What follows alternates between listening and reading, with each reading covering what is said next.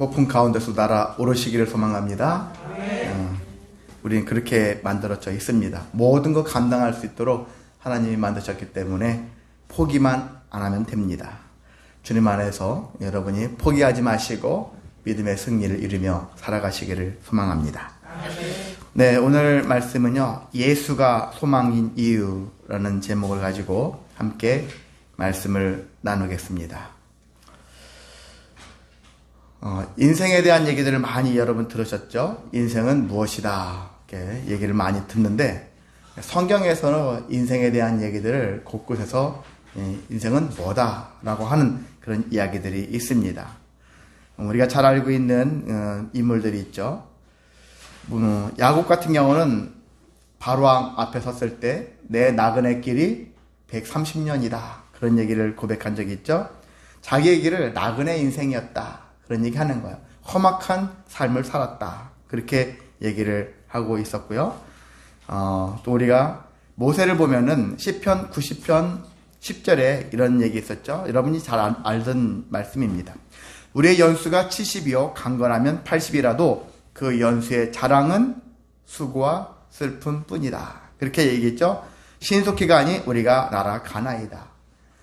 나이를 드시면 그런 얘기 하잖아요. 여러분이 20대 때는 20km의 속도다, 60km는 60km 속도다, 80km는 80km 속도다 이런 얘기를 많이 하는 것처럼, 당시에 모세도 수천 년 전에 모세도 신속히가 아니 우리가 날아가나이다 이렇게까지 표현을 했습니다. 그가 120세에 죽었으니 120km로 갔으니 얼마나 빨리 날아갔을까요? 예, 그러니까 무두셀라 같은 경우는 969km의 속도로 갔으니, 비행기의 속도로 날아갔으니 얼마나 빨리 날아갔을까요? 예, 그런 생각하면은 인생은 이렇게 나그네 인생인데 수고와 슬픔뿐인 인생. 그런데 신속히 간다, 날아간다. 이뿐만이 아닙니다. 우리가 다윗을 보면은 다윗이 세상에 있는 날이 그림자 같아서 희망이 없다. 역대상 29장에서 이렇게 얘기하고 있어요. 그림자 같은 인생에 희망이 없다. 나의 날이 한 뼘 길이 같다. 그런 얘기를 하고 있어요. 너무 짧다라는 얘기하고 있죠. 나의 날이 한 뼘 길이 같아서 나의 일생이 주 앞에는 없는 것 같다. 주님 앞에서 나의 일생이 너무 짧으니까 주님이 과연 나를 기억하실까? 그런 것 같죠. 존재감이 너무 미미하니까 과연 나를 기억하실까? 주님은 그럼에도 불구하고 기억하신다는 것이거든요. 예, 여러분 분명히 내 삶을 생각하면 어떤 사람은 되게 유명하고 엄청 큰 업적을 세웠으니까 저 사람만 기억하겠지. 그렇지 않습니다. 우리는 세상에서는 무명일지 몰라도 하나님께서는 우리를 분명히 기억하시는 존재입니다. 예, 솔로몬이 또 유명한 얘기 됐죠. 전도서 2장 23절에 일평생에 근심하며 수고하는 것이 슬픔뿐이다. 그의 마음이 밤에도 쉬지 못하나니 이것도 헛되도다. 전도서에 헛되다라는 얘기가 나오면, 솔로몬이 헛되다라는 말 했다면 전도서를 찾으시면 됩니다. 전도서는 헛되고 헛되니 모든 것이 헛되다라는 것이 주종을 이루고 있거든요. 그렇게 해서 솔로몬이 이렇게 얘기합니다. 그러니까 또 신약으로 오면 야고보가 얘기하죠. 야고보가 인생은 잠깐 보이다가 없어지는 안개와 같은 존재들이다. 예, 해만 뜨면 탁 사라져버리는 그냥 존재들이에요. 안개와 같은 존재. 그뿐이 아닙니다. 마지막으로 예수님도 말씀하셨죠. 마태복음 11장에서 수고하고 무거운 짐진 자들아. 우리의 인생을 바라봤을 때 수고하고 무거운 짐진 자라는 거예요. 짐진 자들. 이따도 또 그런 얘기 나옵니다. 예수님이 그 말고도 여러 가지 표현했죠. 자, 인생을 그렇게 돌아보면은 그 자체가 왜 사는지 모른다 할 정도로 괴로움 자체예요. 살아가는 것이 하루하루 괴로워요. 나이를 먹으면 거기다가 몸이 아파오죠. 그냥 저절로 아파와요. 뭐 하지 않아도 아파와요. 마음도 아플 수가 있어요. 그런 것처럼 수많은 삶이 괴롭고 힘들고 어려운 일들을 우리가 살아가는 존재들이지만, 그래서 사람들이 불안해하고 두려워합니다. 지금도 아픈데, 지금도 힘든데 앞으로는 얼마나 더 힘들까? 그것에 대한 두려움이 있어요. 그리고 불안, 그리고 절망, 낙심, 이런 마음들이 우리가 모두가 다 안고 살아가는 존재라고 할 수 있습니다. 그렇지만은 우리가 모든 사람이 과연 다 소망 없이 살아갈 수 있을까? 살아가고 있는가? 그렇지 않다. 특히 신앙인들은 소망 있는 삶을 살아갈 수가 있다는 것입니다. 아멘. 예수님을 믿어야 되는 이유 중 하나가, 가장 큰 이유 중 하나겠죠. 소망이 있기 때문에. 아멘. 소망이 있기 때문에 믿는 거예요. 자, 근데 우리가 먼저 세상 사람들이 왜, 우리도 한때 세상 사람들이었고 그렇게 살았잖아요. 왜 소망 없는 인생을 살았는가? 본질적인 것은, 저는 제가 쭉 인생을 돌아보았을 때, 사는 사람들 여러 가지 모습을 봤을 때, 결국은 이유가 욕심 때문에 그래요. 그리고 교만 때문에 그렇습니다. 욕심과 교만이 사라지지 않는 한 우리는 계속 소망 없는 인생을 살 수밖에 없는 거예요. 욕심은 나만 부립니까? 저 사람도 부리고 모두가 부리잖아요. 다 욕심 부려요. 내가 욕심 안 부리려고 해도 저 사람이 욕심 부림으로 인해서 문제가 터집니다. 그리고 내가 교만을 안 하려고 해도 저 사람이 교만 부리면 또한 교만 때문에 문제가 생길 수 있어요. 그래서 우리가 불교에서는 흔히 욕심을 내려놔라, 그런 얘기를 많이 하고 있고, 기독교에서도 욕심을 내려놔라는 하지만, 기독교에서는 제가 생각할 때는 가장 큰 죄가 교만이거든요. 하나님 필요 없습니다. 나단과 하와 사건이 교만 사건이라고 했지 않습니까? 그래서 교만, 당신이 다 필요 없어, 하나님 필요 없어요, 나 혼자 잘할 수 있어요, 라는 그런 마음의 바탕들이, 그래서 다른 사람과 함께 하지 않고 혼자 독단적으로 죄의 길로 가는 그런 형국이 계속 이루어지기 때문에, 그래서 이런 부분들을 한 단계씩 낮춰간다면은 세상이 그나마 살만할 거예요. 그런데 그렇지 않습니다. 욕심과 교만이 계속 팽창하고 있기 때문에 이 세상은 소망 없는 삶과 같이 보여진다라고 할 수 있습니다. 가정도 그렇죠. 가정 안에서도 물질 때문에 싸우죠. 부모님이 돌아가시면 유산 때문에 싸울 수 있고, 또 여러 가지 교만 때문에 자기가 먼저 막 뭔가 주장해서 하려고 하는 그런 면들이 존재하면서 가정도 화평이 깨져가는 것처럼, 그런 형태가 어디든지 그런 것들이 계속 난무하고 있습니다. 그런데 성도들의 삶은 아까 말씀드렸죠. 소망이 있다. 누구 때문에? 예수님 때문이다. 예수님이 계시기 때문이다. 그 예수님이 우리의 참 소망이 되신다. 참을 일부러 붙이는 거예요. 세상에서도 많은 소망이다. 돈이 소망이야, 건강이 소망이야, 권력이 소망이야, 이렇게 사는 사람들이 있는데, 그것은 잠시 잠깐의 소망이 될 수 있을지 몰라도 참된 소망, 참이다라는 얘기는 바뀌지 않는 거예요. 처음부터 끝까지 불변의 소망이라는 얘기예요. 영원한 소망이라는 거예요. 그리고 세상이 줄 수 없는 소망이라는 거예요. 아멘. 제일 중요한 건 세상에 줄 수 없다는 것이죠. 왜 예수님이 소망이 되십니까? 예수님만이 우리에게 여러 가지 많은 걸 주시잖아요. 그 주실 수 있는 것은, 예수님이 이 땅에, 하나님이 신이 이 땅 인간이 되셨고, 인간이 또한 고난을 당해서 죄인들을 위해서 죽으셨다는 사실로 인해서 발생되는 일들이거든요. 그건 예수님만이 할 수밖에 없는 일이었기 때문에 세상이 줄 수 없다고 그렇게 표현하는 거예요. 그래서 예수님만이 자유를 주시고, 예수님만이 소망을 주시고, 예수님만이 평안을 주시고 할 때, 세상이 줄 수 없는 앞에다가 더 첨가를 해서 얘기를 하는 것입니다. 누구나 줄 수 있는 게 아니에요. 예수님만이 주실 수 있는 것. 그렇기 때문에 예수님만이 참 소망이 되신다라고 할 수 있는 것입니다. 제가 부목사로서 이제 세 군데에서 사역을 했었어요. 처음에는 모교에서는 짧게, 그리고 두 군데서는 수원에서, 그리고 경주에서 두 군데에서 사역을 부목사로 했었는데, 이제 큰 교회, 규모가 좀 있는 교회에서 하다 보니까 어떤 이제 배워가는 목사 입장에서 큰 교회를 운영하는 목사님들의 특징이 무엇일까 이렇게 발견을 해봤어요. 그러다 보니까 수원에 있는 목사님은 그 설교의 항상 마무리가 전도예요. 모든 설교 다 전도로 끝나요. 오늘 사랑에 대한 얘기했는데 결국 전도로 끝나요. 오늘 무슨 충성에 대한 얘기했는데 전도로 끝나요. 그래서 뭐 믿음 얘기했는데 또 전도로 끝나요. 항상 전도가 계속 입에 이렇게 붙어 있는 그런 말씀을 정리를 하시더라고요. 그래서 경주를 갔는데, 경주에 있는 그 목사님은 순종을 얘기를 언급을 많이 하시더라고요. 순종해라.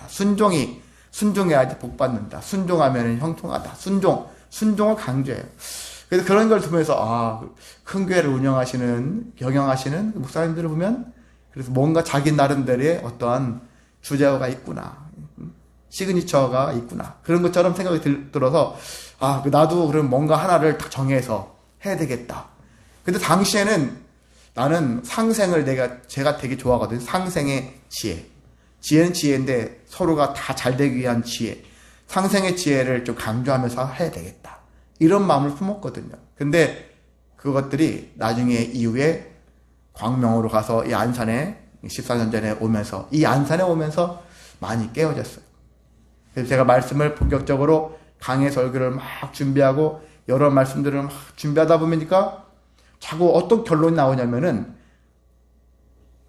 아까 얘기한 전도도 중요하고 순종도 중요하고 상생도 중요해요. 근데 이것보다 더 중요한 게 있구나. 그게 뭘까요?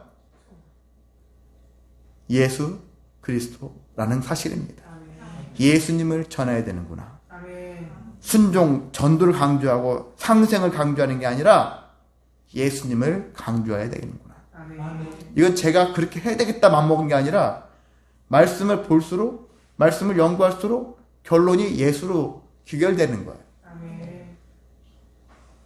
누가 얘기해줘가지고 그렇구나 그런 게 아니에요. 교수님이 얘기해서 아니면 선배 목사님이 예수야, 설교는 예수야. 예전에 저도 들었을 것 같기도 해요. 그런데 그때 당시엔 귀담아 듣지 않는, 안 들었다 할지라도 마음에 뭔가 체감이 안 돼요. 스스로 깨달음이 안 생겨요. 근데 제가 스스로 하다 보니까 하나씩 발견되어지고 자꾸 선명해지는 것은 예수님밖에 없더라는 거예요. 그래서 생각했습니다. 이 예배는 누구한테 드립니까? 하나님이에요. 착각하지 마세요. 예배는 하나님께 드리는 거예요. 근데 이 말씀을 전할 때 내용은 누구한테 전합니까? 누구의 내용을 전합니까? 예수님에 대한 내용을 전해야 되는 것이다. 목사의 사명은요, 그리고 예수 그리스도를 증거하는 거예요. 설교 시간에 하나님께 그것이 예배하는 모습입니다. 예배는 하나님께, 설교 내용은 예수님. 이것을 기본으로 꽉 잡고 있으면은 목회자가 딴소리 안 해요. 딴소리 할 수가 없습니다. 그걸 알게 되어지면은 잡소리를 할 수가 없어요. 예수님만을 전할 수밖에 없다는 것이죠. 근데 예수님을 우리가 알고 있는 뻔한 예수, 하나님의 아들인데 이 땅 오셔서 고난받으시고 십자가에 못 박혀 죽으시고 3일 만에 부활하셨어. 단지 이것만 전하면은요 예수님에 대해서 알 수가 없어. 그런데 성령님께서 어떻게 하십니까? 자꾸 예수님에 대해서 조명해 주신다 하잖아요. 비춰주신다. 그 뭐냐면요, 예수님을 알면 알수록 처음에 대충 하고 이게 단데 다음 주에 뭘 전하지? 그렇게 생각할 수 있잖아요. 근데 예수님을 계속 파고들잖아요. 신비로움이 있다라는 얘기예요. 파면 팔수록 더 깊은 은혜가 있다라는 얘기예요. 그것을 맛봐야 되거든요. 누가? 먼저 목회자가 맛봐야 되거든요. 그리고 성도들도 맛봐야 되거든요. 그 송명희 시인도 예수 하면서 그 비밀 얘기하잖아요. 뇌성마비를 앓고 있던 그 어떻게 보면 장애자인데 장애자조차도 예수 그리스도의 비밀을 알면 알수록 신비로운 그 비밀을 시로 표현하지 않습니까? 그것들을 체험하라는 것이죠. 체험 안 하니까 그냥 겉에 예수 그런 존재인데 이걸로 끝나면 설교가 다음에도 또한 성도들이 듣기 싫어할 건데 같은 소리 하려고 하니까. 근데 계속 말씀을 파고 들어가면 놀라운 일들이 계속 일어난다는 사실입니다. 그런 것들을 여러분이 기도하실 때 이 세상에 수많은 목회자들, 모든 목회자들이 그런 삶을 살기로 해서 여러분 기도해 주시기를 원합니다. 그런 것처럼 저도 처음에는 몰랐지만 신학교 때도 나름 공부하면서 그래도 성적도 나쁘지 않았지만 그래도 이게 학교는 학교의 공부일 뿐이더라고요. 나가서 현장에서 실제 제가 말씀을 준비하고 연구하면서 이런 것들을 발견해내는 그 기쁨, 그 은혜가 참 크다라는 생각이 들어서 제가 어떤 생각을 하냐면은 욥기에 보면 욥기 42장 제일 마지막 절에 보면 욥이 그런 고백을 하지 않습니까? 어떤 고백을 합니까? 욥이 깨닫지도 못한 일을 말하게 되었고 스스로 알 수도 없고 헤아리기도 어려운 일을 말하게 되었고 죽게 대하여 귀로 듣기만 하였으나 이제는 눈으로 주를 배울 수 있게 되었나이다. 욥이 어떤 고난을 겪고 나니까 욥이 이와 같은 삶이 되었다. 자기 친구들, 자기를 막 정지하는 그 3명의 친구들과 막 변론을 하면서 순간순간 여러 가지 막 누가 터지기도 하고 그랬는데 결과론적인 것은 뭐냐면 이런 미처 알지 못했던 것들을 더 많이 알게 되었더라 라는 것을 고백하는 거예요. 신앙생활은 그렇습니다. 그냥 이미 겉에 드러난 걸로만 끝난 게 아니라 드러나지 않았던 것까지 계속 알아가면서 그것이 이렇구나 저렇구나 라는 것들을 고백하며 하나님께 영광 돌리며 살아가는 삶이 참으로 은혜롭고 가치가 있는 삶입니다. 그런 삶이 되시기를 소망합니다. 자, 요한복음에서는 예수님에 대해서 요한복음은요 시간 순서대로 해가 쭉 나열해서 형성이 되어 있는 말씀이 아니에요. 마태, 마가, 누가복음 같은 경우는 예수님이 탄생해서 어떻게 해서 어떤 과정을 거쳐가지고 어떻게 되셨다라는 것이 주를 이루고 있지만은 요한복음은 시간 개념을 초월해버려요. 시간 개념으로 서술되어지는 것이 아니라 한마디로 요한복음에서 요한은 예수님은 어떤 분이다, 누구다 라고 정의를 내리면서 그 정의 내린 것들을 한 토막 한 토막 내어지고 그리고 실제 현장에서 있었던 일들을 중간중간마다 이렇게 삽입되어져 있는 내용의 흐름으로 가고 있다는 것입니다. 그래서 요한복음에서는 예수님을 어떻게 표현하고 있느냐? 예수님은 생명의 떡이다. 그렇게 표현하고 있고요. 세상의 빛이다. 그리고 양의 문이다. 선한 목자시다. 부활이요 생명이시다. 길과 진리와 생명이 되신다. 참 포도 나무시다. 이런 식으로 예수님을 표현하고 있어요. 그 요한이 예수님을 얼마나 깊게 연구했냐 이거죠. 다른 12명의 제자들이 있지만 사실 제일 마지막까지 순교당하지 않고 자기 생명을 다 살은 사람이 요한이죠. 그리고 반모섬에 갇혀가지고 요한계시록도 쓰고 여러 가지 힘든 삶도 있었지만 오래 살면서 예수님을 계속 묵상을 하는 거예요. 예수님이 누구인가? 내가 모셨던 그 예수님이 누구인가? 돌아보니까 예수님이 바로 이와 같이 생명의 떡이며 빛이며 양의 문이고 선한 목자이며 길과 진리와 생명이 되시는구나 라는 것들을 요한이 깨달으면서 복음서를 썼다라는 것입니다. 그러니까 우리도 이와 같은 고백을 할 수 있다라는 거예요. 바울도 여러 가지 고백을 하잖아요. 수많은 사역을 복음을 전하면서 예수 그리스도에 대한 증거를 하면서 할수록 예수님에 대한 신비로움을 많이 체득을 하고 있다라는 것입니다.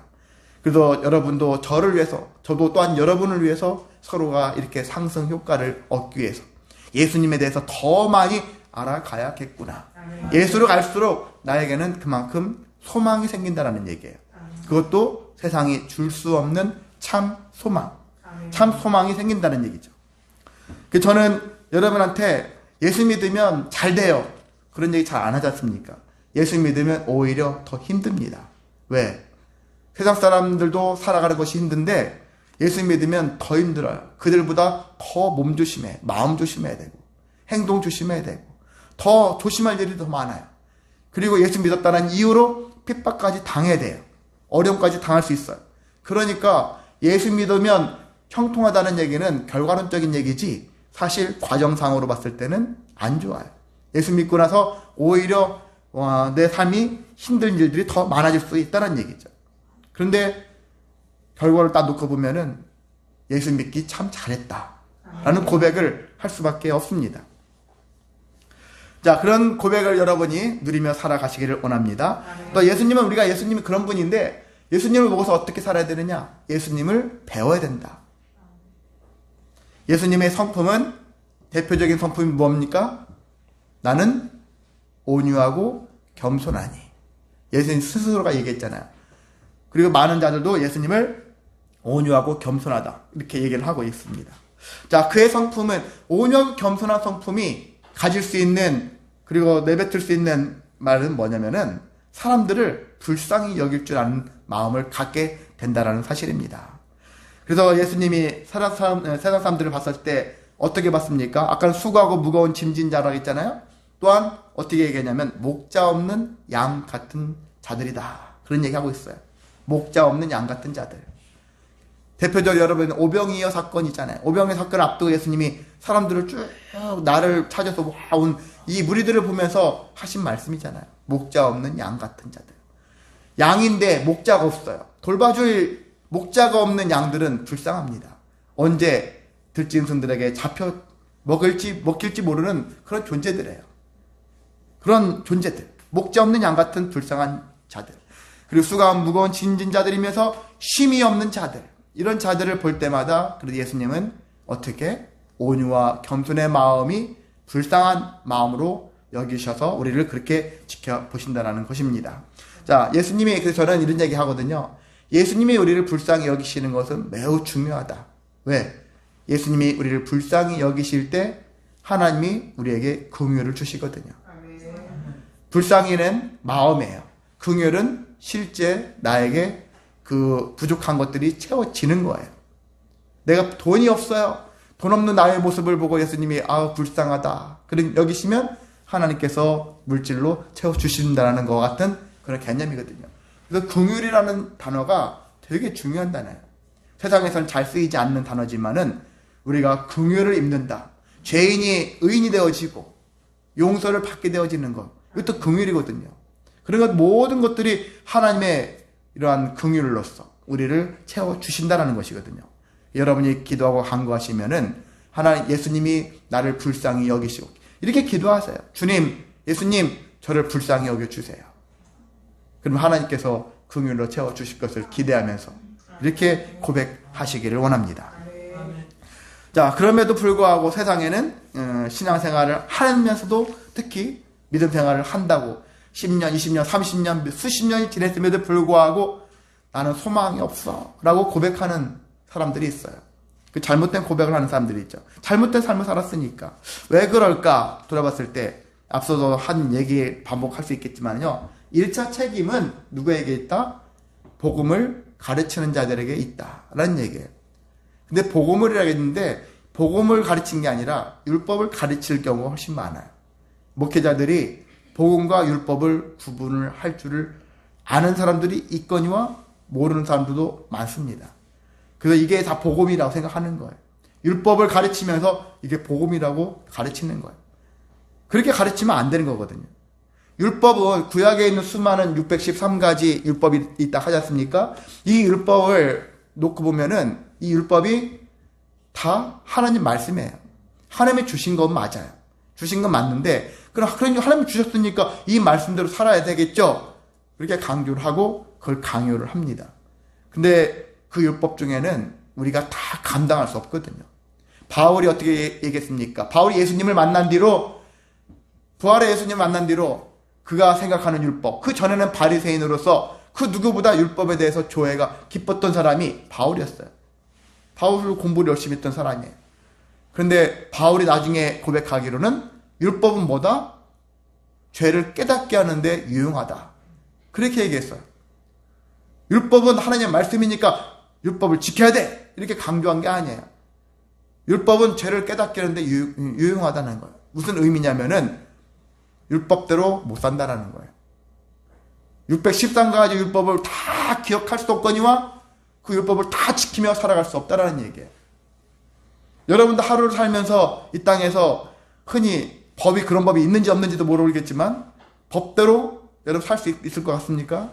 못 살아요. 365일 동안 내가 법을 한 번도 어기지 않으면서 살아갈 수 있겠습니까? 차만 끌고 나가도 당장 몇 번의 교통법규를 어기면서 살 거예요. 우리가 그렇게 살고 있거든요. 돌아보니까 다 지킬 수 없다는 것을 바울이 알았기 때문에 그래서 율법을 그래서 무시하라는 얘기는 아니에요. 율법을 통해서 내가 죄인이라는 것들을 돌아보는데 사용하라는 얘기예요. 그래서 내가 지금 필요한 게 뭘까? 그래서 복음이 필요하다는 얘기죠. 예수님이 필요하다. 예수님이 계셔야지 내 모든 죄가 용서함을 받을 수 있다는 것. 이것이 필요하다는 것이죠. 이런 얘기들이 전해져야 되는데 율법의 삶을 강조해요. 그래서 목회자들이 성도들한테 계속 율법적인 것들을 강조해서 성도들을 피곤하게 만들어요. 성도들 얼마나 힘듭니까? 가정생활 해야 되지, 직장생활 해야 되지, 정말 몸이 12개라도 부족한 그런 삶인데 교회에서 자꾸 과제물을 줘요. 이거 해라, 저거 해라, 그거 해라 하면서. 목회자 할 일은 저는 무엇이냐면 성도들한테 복음을 알려주고 자유케 해야 되거든요. 진리 안에서 자유하는 삶을 살게끔 해줘야 되거든요. 근데 대부분 목회자의 교회가 성도들을 통제하기 위해서 통제하기 수단 중 하나로서 복음이라고 강조하는데 사실은 율법을 강조하는 경우가 훨씬 많다라는 것입니다. 그 우리나라 어떤 사람들이 연구를 해보니까 우리나라 교회뿐만이 아니라 모든 교회, 세상의 모든 교회를 얘기하지만 진정 복음주의적인 교회가 너무나도 적다라는 거야. 다 보면은 유대주의적인 그러한 교회들이 많다라는 거야. 왜? 목회자가 유대주의적인 사고를 가지고서 바리새인적인 사고를 가지고 말씀을 준비하고 성도들한테 그걸 강조하니까 교회가 율법적인 그런 사고의 틀에 박혀있는 교회들이 많다라는 거예요. 하나님은 율법을 버리신 건 아니지만 예수님이 오셔서 뭐라고 했습니까? 나는 율법을 폐하러 왔다. 율법을 완전하게 하러 왔다. 그 의미가 무엇인가를 알아야 되잖아요. 예수님이 하신 말씀을 알고 이제 율법이 우리에게 핵심이 아니라 율법은 참고사항으로 여겨두고 내 죄를 확인하는 용도로 파악하고 이 예수로 말미암아서 내가 진짜 참 자유와 소망을 평안의 삶을 살아야 되겠구나. 아멘. 그것을 우리가 찾아가는 것이 진정한 신앙생활의 길인데 목회자가 잘못된 길을 자꾸 가르친다는 얘기죠. 종교적인 의무를 자꾸 부과해서 성도들로 하여금 몸과 마음이 그나마 지쳤는데 더 힘들어요. 그래서 교회에서 중직이 되어지는 것을 싫어하는 사람도 있잖아요. 권사나 장로가 되어지면 어떤 사람은 직분을 막 관이 더 높아지니까 그걸 좋아하는 사람도 있겠지만 높으면 높아질수록 흔히 표현이 그렇겠지만요. 내가 더 많은 헌금도 더 많이 해야 될 것 같고 전도를 더 많이 해야 될 것 같고 다른 사람들을 더 의식해서 더 많은 어떤 그러한 평안하지 못한 신앙생활을 하는 경우가 많다라는 거예요. 여러분은 교회를 다니면서 평안하십니까? 자유가 있습니까? 소망이 있습니까? 저는 그래서 하늘도 소망교회를 그런 교회로 만들고 싶은 거예요. 그런 교회가 되기를 원하는 거예요. 목회자한테는 큰 용기거든요. 왜냐하면 큰 용기가 아니라 당연한 거예요. 저는 여러분을 통제하기 위해서는 여러분 가스라이팅이라는 거 아시죠? 피싱처럼 여러분을 막 교묘하게 얘기해가지고 여러분을 제 통제, 제 손아귀에 다 넣으려가는 언어를 제가 발견하고 그것을 찾아 구해서 여러분한테 예수 안 믿으면 여러분 지옥 갑니다 뭐 하면서 해가면서 여러분을 막 이렇게 어떤 통 안에 뭐 이렇게 몰아 넣어서 그렇게 할 수도 있겠죠. 세력을 키우기 위해서 그런 식으로 할 수 있겠죠. 근데 그게 합당한 일이 아니라는 거예요. 그게 중요한 게 아니라 정말 복음을 가르쳐야죠. 그렇게 해서 예수님이 이 땅에 오셨는데 예수님이 그래서 율법을 폐하고 더 완전하게 한다는 얘기는 예수님으로 율법을 새롭게 하는 거예요. 그게 복음이라는 얘기죠. 우리는 이게 율법이 아니라 복음이다. 그 복음주의의 교회가 되어야 한다는 것이거든요. 근데 안타깝게도 많은 교회가 유대교에서 그냥 분파되어져 나오는 교회의 틀에서 벗어나지 못하는 면들이 있다는 것입니다. 2차 책임도 있어요. 2차 책임은 당사자들이에요. 자, 이제 제가 막 여러분한테는 율법이 아니라 복음을 막 했어요. 근데 어떤 성도들은 다른 데서 막 이렇게 율법에 대해서 엄청 훈련받은 그 성도가 우리 교회에 왔다고 쳐봐요. 그럼 제가 막 설교를 하면은 그건 아닌데. 자기가 판단하고 있어요. 자기가 배운 게 더 맞다라는 거야. 저 율법적으로 가르쳤던 목사의 그 가르침을 더 염두에 두고서 목사님 잘못 전하는 것 같은데 저 목사님 이단 아니야? 이상한 소리 하고 있어. 이렇게 판단하면서 듣는 성도들이 있다라는 거예요. 안타깝죠. 저도 예전에 몇몇 분한테 다른 교회에 있다가 오신 분인데 저 몇몇 소리 들은 적이 있어요. 제가 참 답답하더라고요. 제가 진짜 율법이 아닌 진짜 참 복음을 전하기 위해서 힘쓰는데 선포했는데 제가 잘못된 얘기를 전하고 있다는 식으로 얘기를 하는 거예요. 참 어처구니 없다. 성도들이 안 바뀐다는 거죠. 서로가 이것이 맞물려 있어요. 잘못 전한 것도 문제지만 잘못 전한 것을 수정해서 다시 고쳐서 말씀을 새롭게 하기 위해서 전했는데 그 말씀을 부정하는 것이죠. 이런 면들이 존재하는데 쉽지 않아요. 2000년 전에 예수님 오셨는데도 아직 2000년 지나면서도 불구하고 여전히 유대교적인 사고를 가진 교회들이 많다라는 것이죠. 그래서 여러분은 진짜 참 복음이 무엇인지를 계속 기울이시길 원합니다. 그냥 교회에서 하니까 무조건 따라가는 것이 아니라 진짜 복음이 뭘까? 진짜 이 복음을 통해서 우리가 얻을 수 있는 게 뭘까? 이런 것들을 여러분도 개인적으로 발견하셔야 돼요. 찾으셔야 돼요. 그래야지만이 그것들이 서로가 함께 합력해서 선을 이뤄갈 수 있습니다. 자, 그래서 우리가 이러한 율법적인 소망의 삶을 살게 되어지면은 그런 우리에게 은혜가 뭔지를 몰라요. 늘 힘들어요. 괴롭고 힘듭니다. 한 예를 볼까요? 오늘 본문에 있는 말씀입니다. 요한복음 4장에서 예수님이 한 여자를 만났죠. 예, 수가라는 지역에 수가성 한 지역에 물 길러 오는 여자가 있었습니다. 그 여자를 만났는데 그 여자에게 이 얘기를 합니다. 이 물을 마시는 자마다 다시 목마르느니와 내가 주는 물을 마시는 자는 영원히 목마르지 아니하리니 내가 주는 물은 그 속에서 영생하도록 솟아나는 샘물이 되리라. 이렇게 얘기를 하셨죠. 자, 이 얘기를 이 여인이 들었어요. 그런데 이 여인은 이해를 못했어요. 무슨 소리지? 영적인 얘기를 했는데 육적인 마음으로 들은 사람이 이게 이해가 되겠습니까? 무슨 말이야?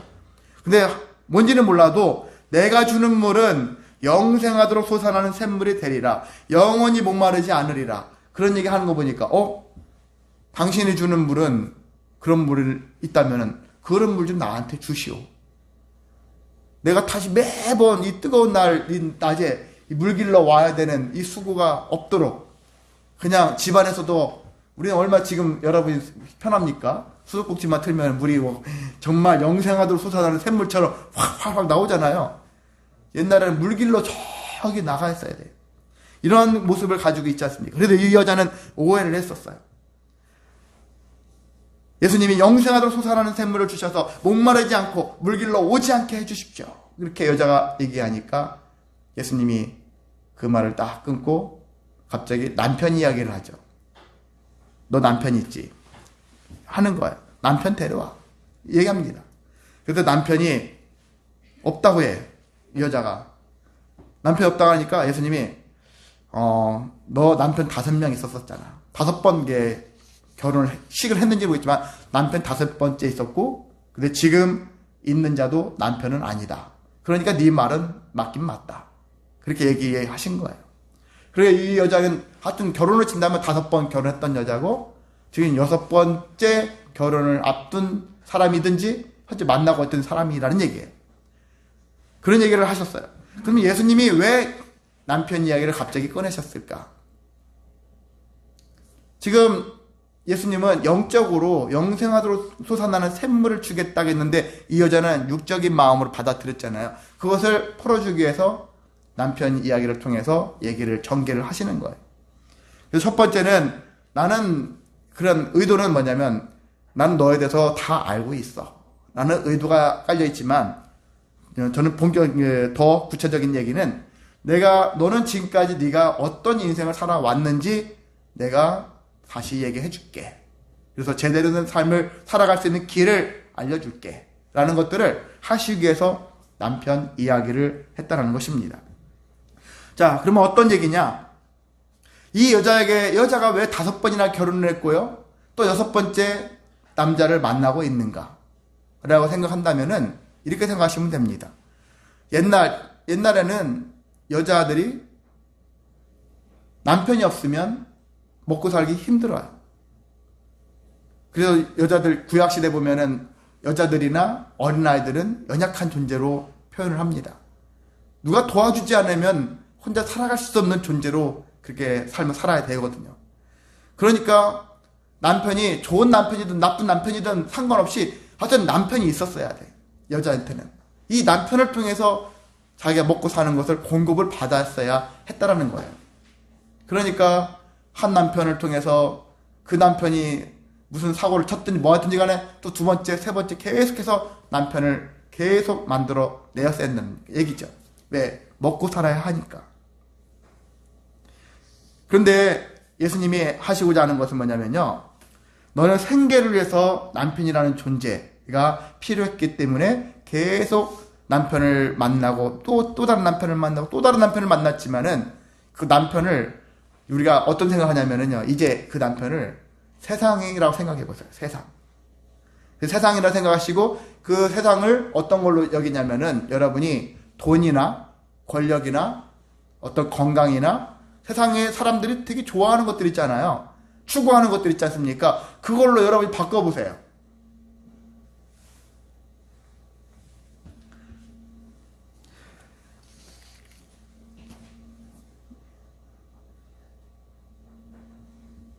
휴대폰 소리가, 진동 소리가 나는데, 예.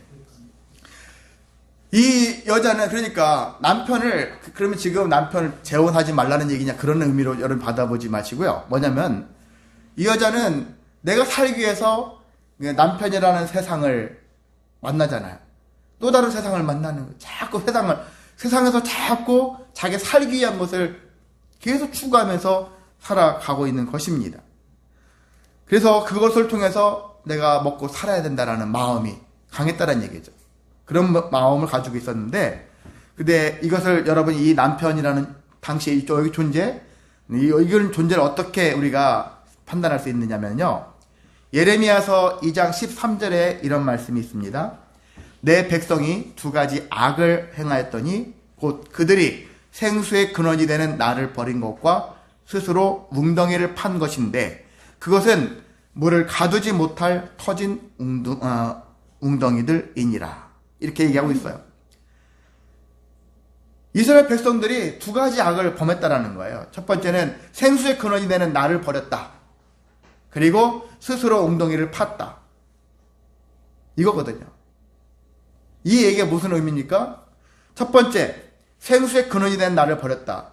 지금 구약에 이제 나온 말씀이지만 신약으로 봤을 때 예수님을 뭐라고 합니까? 생수와 또 같은 분이다 라고 하잖아요. 자, 생수의 근원이 되는 예수 그리스도를 버린 것이 너희들이 악이었고, 그 다음에 한마디 예수님 필요 없습니다. 내가 스스로 할 겁니다 해가지고 자기가 웅덩이를 파가지고, 그리고 웅덩이 파면은 물이 고일 거 아닙니까? 그 고인 물을 자기가 스스로 취하고자 하는 그런 마음가짐, 이것에 대해서 지적하는 거예요. 근데 웅덩이는 물을 가두지 못할 터진 웅덩이다. 자, 물을 가뒀다고 사람들이 막 물을 붓고 웅덩이를 이렇게 막 했는데 우물을 만들었다고 할 수 있는 것인데요. 터져버리면 물이 싹 사라져 없어져 버리겠죠? 마치 이와 같은 것이다. 근데 이 아내에게, 이 수가성의 이 여인에게 남편이라는 존재는 터진 웅덩이와 같은 존재다. 네가 내 남편이 있어야 내가 먹고 살 수 있죠. 그런 마음을 가지고 남편을 향한 계속해서 끊임없이 구해. 근데 그 남편이 떠나보냈어. 또 두 번째 남편, 또 세 번째 남편. 계속해서 남편만이 나를 살게 해주는 존재야. 이런 마음을 가지고 살아가는 삶은 잘못된 삶이라는 거예요. 터진 웅덩이를 믿는 삶과 같다라고 할 수 있는 거예요. 그 남편이라는 존재는 제가 아까 말씀드렸잖아요. 세상이에요. 세상이라는 걸로 우리가 생각할 수 있어요. 세상을 의지하게 되어지면 우리는 계속해서 반복된 삶을 살고 있어요. 우리 교회를 다녀갔던 사람들 중에 막 계속 신앙생활을 열심히 하는 것 같은데 세상의 그런 물질을 막 탐하는 그런 마음들을 버리지 못한 사람들이 교회를 다니게 되어지면 있잖아요. 그 물질에 대해서 자유를 하지 못하고 교회를 다니는 목적이 또 물질이에요. 결국 돈을 맛봤던 사람, 또 그래도 돈이 있어야죠. 그래도 돈이 최고죠. 돈을 얻어야 되죠. 돈을 얻기 위해서 계속 기도하고 간구하는 그런 모습을 보여주고 있는 사람들이 많습니다. 그게 바로 터진 웅덩이를 믿는 존재들이거든요. 그렇게 살지 말라는 얘기입니다. 그런 마음으로 하지 말라는 것이죠. 터진 웅덩이는 물을 가두지 못하고 다 결과적으로 웅덩이는 결과적으로 가짜 웅덩이, 가짜 샘이 된다는 얘기죠. 가짜 샘입니다.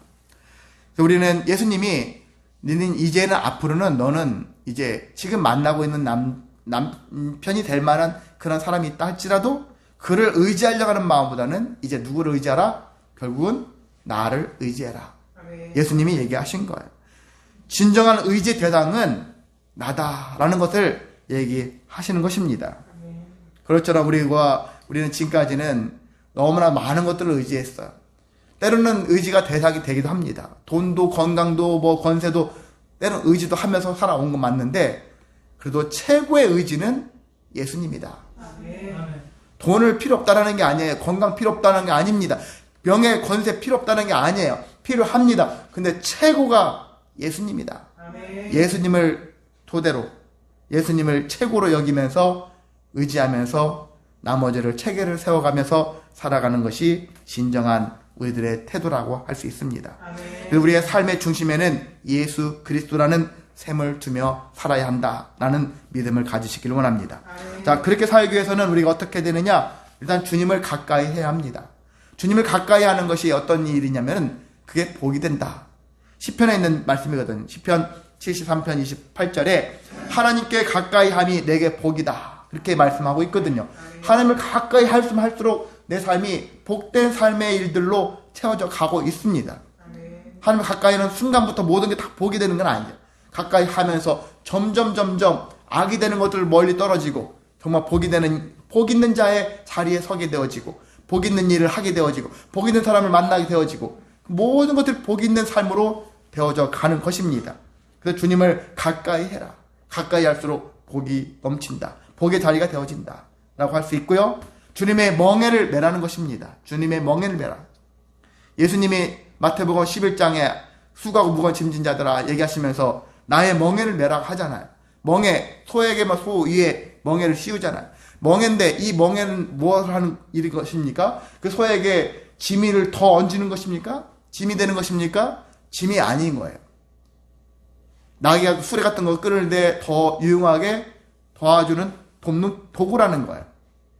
예수님의 멍에, 주님의 멍에는, 그래서 주님의 멍에를 매는 자들은 순간에 무거울 수 있어요. 무겁죠. 당연히 목에다 딱 올리면 무겁죠. 무겁겠지만은 그것이 일을 하는데 더 편할 수 있고 더 좋을 수 있는 돕는 도구라는 얘기죠. 그런 것처럼 주님의 멍에를 매게 되어지면 우리가 할 일이 생겨요. 주님이 주신 사명이 있겠죠.